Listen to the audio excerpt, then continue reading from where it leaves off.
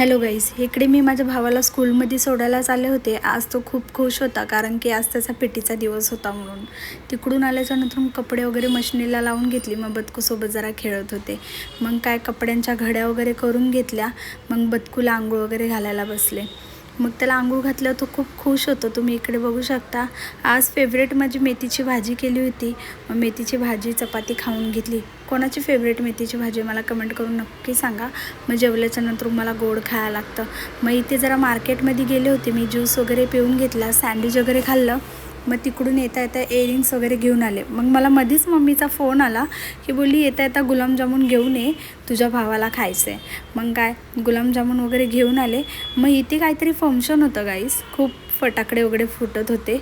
मला खूप आवडतं असं बघायला. कोणाकोणाला आवडतं मला कमेंट करून नक्की सांगा. मग असा होता माझा आजचा दिवस. बाय गाईस.